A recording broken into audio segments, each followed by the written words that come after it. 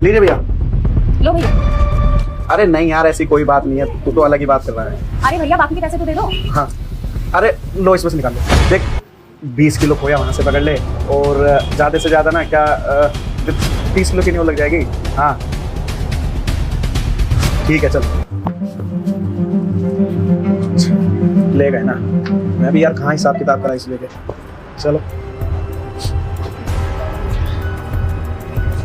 अरे मिठाई तो अपनी भूल ही गए, पता नहीं किस काम के लिए जा रहे होंगे। मिठाई के बिना जाएंगे तो वैसे ही वो हो जाएगा। पैसे हमने ले ही लिए, मिठाई तो देके आनी पड़ेगी ना। ज़्यादा देर नहीं होंगे, एक काम करते हैं हम ही चल के 5, 6, 7, 8, 9, 10, 15। क्या बात है, पूरे 3000 रुपए लॉटरी लग गई। 180 की मिठाई ली थी और 3000 रुपए हाथ लग गए। आज का दिन तो अपने लिए बड़ा लकी निकला है ना। अरे तूने 500 के क्यों नहीं निकाले? 200 रुपए के निकाल लिए। चल फिर भी ठीक है, कोई बात नहीं। अरे फ्री फंड के मिल गए, कम है क्या? चल 500 के नीचे थे ना, ये ऊपर थे। और वो कितना बेवकूफ था, फोन पे लगा हुआ, उसको पता ही नहीं चल रहा है कि कौन उसके पैसे निकाल रहा है। अरे भैया जी, इसे पता तो नहीं चल गया कि हम इसके यहाँ से पैसे ले आए हैं। तू शांत रह। क्या हो भैया आप यहाँ? अरे मैडम, आप मिठाई लेके वहीं रख के छोड़ के चली गई। पैसे हमें दे भी दिए हमने, खुले पैसे वैसे आपको ये भी कह दिया लो निकाल लो। आपने पैसे अपने निकाल भी लिए, पर मिठाई वहीं की वहीं भूल गए। अरे भाई मिठाई लेने आए थे तो मिठाई लेके जाओ, पैसे तो दिए थे आपने, लो ये आपकी मिठाई है। पकड़ो। ओ भैया थैंक यू सो मच भैया, आप कितने अच्छे हो, सच में आप बहुत अच्छे हो। आप हमारे पीछे पीछे आ गए मिठाई लेके। भैया वो ना मुझे लेट हो रहा था तो बस मैं जल्दबाजी में आ गई। कोई नहीं मैडम जी, हमारी तो जिम्मेदारी थी ना आपको मिठाई देना। हम चलते हैं, दुकान खाली पड़ी है। हाँ ठीक है भैया।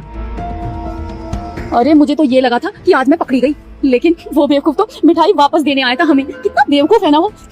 लेकिन अपना तो फायदा हो गया, मिठाई भी फ्री फंड की मिल गई और इतने सारे पैसे भी तो मिल गए। चलो पार्टी करते चल के। जिंदगी तुझे नहीं लगता हमने उस बेचारे के साथ कितना गलत करा?